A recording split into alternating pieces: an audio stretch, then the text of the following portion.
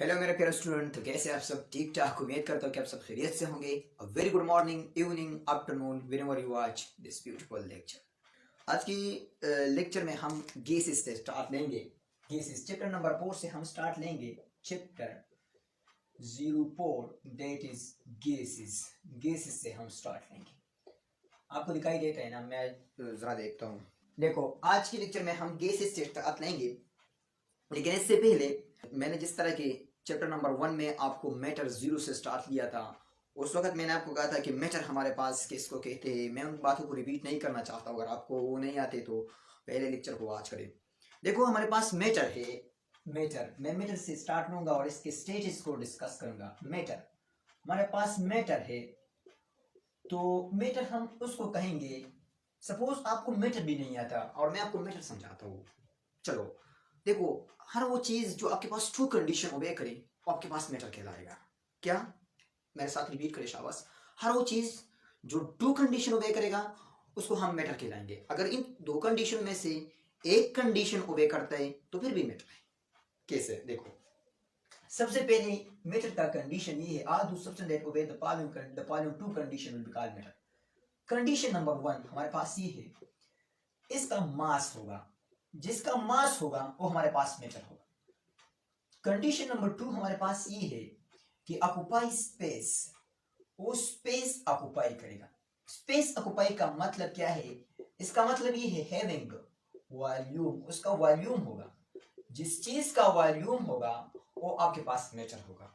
जिस चीज का मास होगा वो आपके पास मैटर कहलाएगा। हर वो चीज जो ये दो कंडीशन अप्लाई करता है वो आपके पास मैटर कहलाता है। अब देखो, ये हमारे पास मार्कर है। जैसे कि आप देख सकते हैं, ये हमारे पास मार्कर है। इन पर दो कंडीशन को अप्लाई करो, शाबाश। सबसे पहले कंडीशन, इसका मास है। बिल्कुल इसका मास है। देखो, अरे भाई इसका मास है, नीचे गिरता है। अब इसको ऊपर तो नहीं गया, नीचे गिरता है, इसका मास है, ठीक है। अब इसका मास है तो कंडीशन नंबर 1 को अप्लाई करता है। अब कंडीशन नंबर 2 को अप्लाई करो, शाबाश। कंडीशन नंबर 2 इस पर लगाओ। तो कंडीशन नंबर 2 के मुताबिक इसमें कोई जगह गिरा है। बिल्कुल कंडीशन नंबर 2 को अप्लाई करता है। कंडीशन नंबर 2 अप्लाई करते हैं, बिल्कुल कंडीशन नंबर 2 भी अप्लाई करते हैं।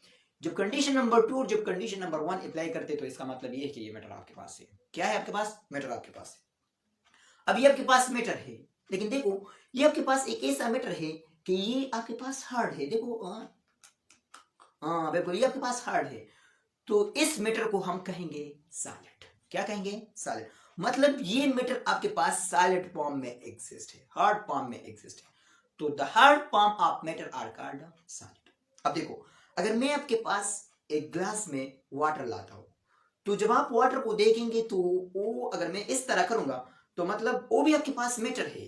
अब देखो, अगर मैं एक गिलास में वाटर लेता हूं तो और मैं आपसे कहूंगी कि इस पर कंडीशन को अप्लाई करो, शाबाश। तो अब हमारे पास गिलास है, तो गिलास में वाटर है, तो वाटर का मास है। बिल्कुल इसका मास है। उसने जगह गिरा है, बिल्कुल वाटर ने जगह भी गिरा है। तो मास है, जगह गिरा है, मैटर है। लेकिन देखो, अगर मैं इस वाटर को मार्कर से कंपेयर करूं तो ये वाटर मतलब इसका शेप सिंपल इसी तरह है, इसी तरह है। लेकिन अगर मैं वाटर ग्लास इस तरह करूं तो वाटर इससे गिर जाता है, मतलब फ्लो करता है। तो वो हमारे पास साफ फॉर्म ऑफ मैटर है। तो साफ फॉर्म ऑफ मैटर को हम कहेंगे लिक्विड। इसको हम क्या कहेंगे? लिक्विड कहेंगे। अब देखो, अगर मैं एक बालून लाता हूँ, गुब्बारा जिसे हम कहते हैं, एक गुब्बारा लाता हूँ और आपके सामने इसको दिखाता हूँ कि ये हमारे पास मैटर है या नहीं, तो आप कहेंगे कि सर मैं इस पर दो कंडीशन अप्लाई करता हूँ। अगर दो कंडीशन मानता है तो मैटर है, अगर हम नहीं मानता तो मैटर नहीं है। सिंपल बात। तो अब मैंने आपके पास गुब्बारा लाया, तो आप कहेंगे कि कंडीशन नंबर 1 के मुताबिक ये इसका मास है। कैसा इसका मास है? अगर मैं इस तरह एक बैलेंस के जरिए यहाँ पर हवा से बड़ा गुब्बारा लटका दूं और यहाँ पर हवा से मतलब हवा के बगैर एक गुब्बारा लटकाऊं तो ये हमारे पास इस तरह हो जाएगा। तो इस तरह होने का मतलब ये कि इसका कोई मास है। अब ये भी गुब्बारा है, ये भी गुब्बारा है, लेकिन इस गुब्बारे में हवा आ गया, हवा आ गया तो ये इस तरह नीचे गया, मतलब इसका कोई मास है। तो मास है, बिल्कुल कंडीशन नंबर 1 अप्लाई करते हैं। अब देखो, इस गुब्बारे को देखो और इस गुब्बारे को देखो, तो आपके पास इतना है, तो इसने जगह भी गिरा है। अब जगह किस वजह से गिरा है? हवा की वजह से। हवा ने जगह गिरा है, तो मतलब आपके पास जो हवा है वो आपके पास क्या है? वो भी आपके पास मैटर है, ठीक है। लेकिन आप तीनों स्टेट को देखें तो ये आपके पास सॉलिड है, और जो ग्लास है आपके पास इसमें वाटर है, तो वाटर आपके पास लिक्विड है। लेकिन आपके पास जो हवा है जिसका मॉलिक्यूल हर तरफ मोशन करता है, तो इसी तरह रेंडमली मोशन वाले मॉलिक्यूल को हम कहेंगे गैस फॉर्म। क्या कहेंगे? Gas form. तो हमारे पास मैटर है, तो मैटर हमारे पास 3 स्टेट में एग्जिस्ट करता है। मैटर का स्टेट जो है ये हमारे पास, मैं ये कहूंगा कि स्टेट, इसका स्टेट है, एक हमारे पास है, सबसे पहला जो स्टेट है ये हमारे पास है सॉलिड, और दूसरा जो हमारे पास स्टेट है ये हमारे पास आता है लिक्विड। क्या आता है? लिक्विड। और तीसरा जो हमारे पास स्टेट है ये हमारे पास है गैसेस। क्या आता है? गैसेस। देखो ये हमारे पास 3 स्टेट ऑफ मैटर है जो हम नॉर्मली ज्यादातर डिस्कस करते हैं। आपके बुक में भी ये स्टेटेड शामिल है। लेकिन देखो यहां पर इसके साथ ये भी लिखो कि आपके पास जो 4th स्टेट ऑफ मैटर है इसको हम प्लाज्मा कहते हैं। ठीक है, ये भी आप हाई लेवल पर इसको मुकम्मल डिटेल से स्टडी करेंगे। आपके बुक में सिर्फ थोड़ा सा कंसेप्ट है, प्लाज्मा क्या है, किस तरह बनता है, कहां पर वाक़ है, जस्ट एक टॉपिक यहाँ पर है। लेकिन ये भी हमारे पास मैटर का एक स्टेट है। अगर मेरे पास ये सॉलिड है, इस सॉलिड को मैं हीट दूं तो ये लिक्विड में कन्वर्ट होता है। लिक्विड के बाद ये कन्वर्ट होता है गैस में। अगर फिर भी मैं हीट देता हूं तो गैस से इलेक्ट्रॉन जाएगा, तो हमारे पास आयंस फॉर्म में मैटर आएगा। तो उस आयनाइज फॉर्म ऑफ मैटर को, इस आयनाइज फॉर्म ऑफ गैस को हम कहते हैं प्लाज्मा। तो प्लाज्मा भी हमारे पास 4th स्टेट ऑफ मैटर है। ठीक है, और इसके अलावा अपने पास ये भी लिखो कि लिक्विड क्रिस्टल, लिक्विड क्रिस्टल ये भी हमारे पास एक मैटर का फॉर्म है। लिक्विड क्रिस्टल हम इसको कहते हैं जो कि एक टेम्परेचर पर हमारे पास सॉलिड बिहेवियर शो करता है, लेकिन जब हम टेम्परेचर को थोड़ा बढ़ाते हैं तो हमारे पास लिक्विड बिहेवियर शो करता है। मतलब दोनों बिहेवियर शो करता है। तो हमारे पास सॉलिड फॉर्म भी है, मतलब क्रिस्टल भी है, सॉलिड है, और हमारे पास लिक्विड बिहेवियर भी शो करते हैं, तो इसको हम लिक्विड क्रिस्टल कहते हैं। ठीक है, ये भी हम चैप्टर नंबर 5 में थोड़ा सा कंसेप्ट है, इसका भी एक टॉपिक है, डिफिनेशन है और फिर एग्जांपल है, थोड़ा सा कंसेप्ट है। आप इसको मुकम्मल डिटेल से हाई लेवल पर स्टडी करें। बात ये है कि आपको ये 5 बातें याद होना चाहिए। लिक्विड का जो स्टेटस है, solid, liquid, gas, plasma and liquid crystal, ये 5 हमारे पास लिक्विड क्रिस्टल है। अगर एमसीक्यूज आ जाए, which one are the state of matter? Solid, liquid, gas, plasma, none of this, all of this, ये सब करेक्ट है। एमसीक्यूज इस तरह आ जाए, which one are the 4th state of matter? Liquid, solid, plasma, gas, plasma, plasma are the 4th state. Which one are the 5th state of matter? कौन सा आपके पास 5वां स्टेट है मैटर का? लिक्विड, सॉलिड, क्रिस्टल लिक्विड या liquid crystal? तो liquid crystal आपके पास ठीक होगा। ठीक है, इस तरह डिफरेंट एमसीक्यूज आते हैं, लेकिन आपको ये 4-5 बातें याद होना चाहिए कि हमारे पास स्टेट ऑफ मैटर के कौन कौन से हैं। अब यहां पर मैं डिस्कस करूंगा हमारे पास जो चैप्टर आता है, चैप्टर नंबर 4, ये हमारे पास 4 है, और इसमें सबसे पहले हम गैसेस डिस्कस करेंगे। क्या डिस्कस करेंगे? गैसेस, क्योंकि गैस हमारे पास जो मैटर है इसका फर्स्ट स्टेट है। The first state of matter are called gases. ये हमारे पास फर्स्ट स्टेट ऑफ मैटर है। क्या है हमारे पास? फर्स्ट स्टेट ऑफ मैटर है। और फर्स्ट स्टेट ऑफ मैटर में इसका डेफिनेशन इस तरह करूंगा, the state of matter, the state of matter, the state of matter having no specific shape. इसका स्पेसिफिक शेप नहीं होगा, having no specific shape, nor specific volume are called, इसको हम कहेंगे गैस। इसको हम क्या कहेंगे? गैस। इसको हम गैस कहेंगे। देखो हमारे पास वो स्टेट ऑफ मैटर जिसका न कोई स्पेसिफिक शेप है, न कोई स्पेसिफिक वॉल्यूम है, इसको हम गैस कहते हैं। आप ये बात क्लास 9 से सुनते आ रहे हैं कि गैस हमारे पास वो स्टेट ऑफ मैटर है जिसका कोई शेप और जिसका कोई वॉल्यूम नहीं है। लेकिन इसका मतलब क्या है? देखो इसका मतलब ये है कि यहां पर हमारे पास सबसे पहले मैं ये लिखूंगा कि गैस का नो स्पेसिफिक शेप, इसका कोई स्पेसिफिक शेप नहीं है। सबसे पहले मैं इसका डेफिनेशन करता हूं। अगर यहां पर हमारे पास एक कंटेनर है, इसमें हमारे पास गैस अवेलेबल है। क्या है हमारे पास? ये हमारे पास गैस है।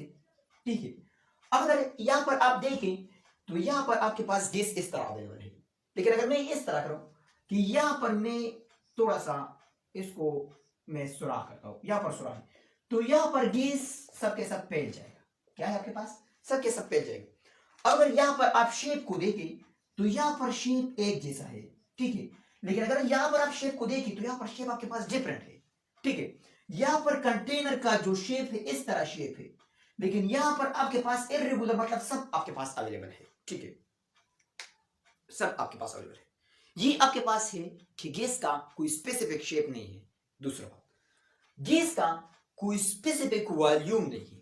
गैस का कोई स्पेसिफिक वॉल्यूम नहीं है। कैसा? देखो, गैस का कोई स्पेसिफिक वॉल्यूम इस तरह नहीं है कि यहां पर आपके पास, दूसरा मैं कहूंगा, दूसरा नो स्पेसिफिक वॉल्यूम। गैस का कोई स्पेसिफिक वॉल्यूम नहीं है, गैस का कोई खास वॉल्यूम नहीं है।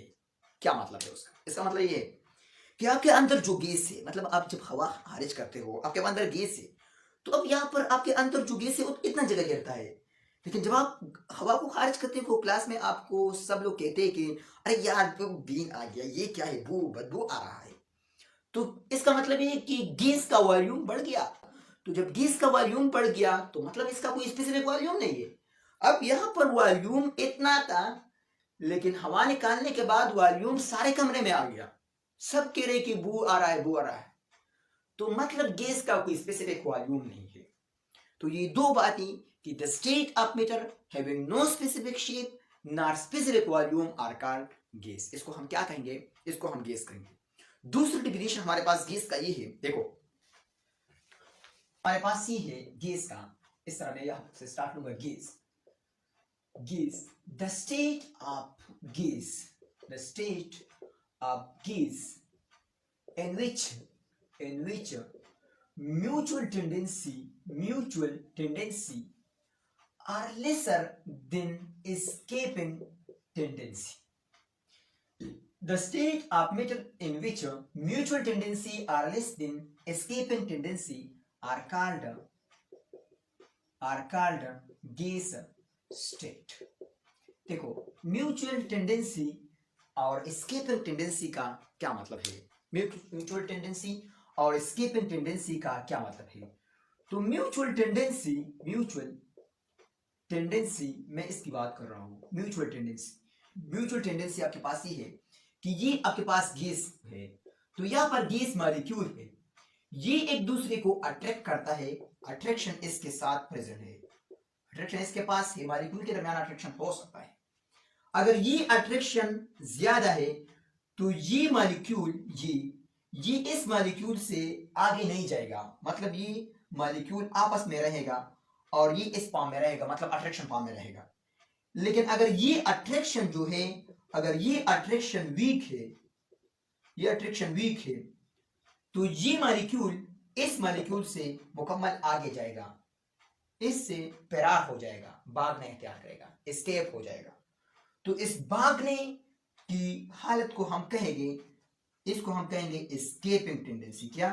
Escaping tendency. और इस अट्रैक्शन, ये जो टेंडेंसी है, ये जो हालत है, इसको हम कहते हैं म्यूचुअल टेंडेंसी। क्या कहते हैं इसको? हम म्यूचुअल टेंडेंसी कहते हैं।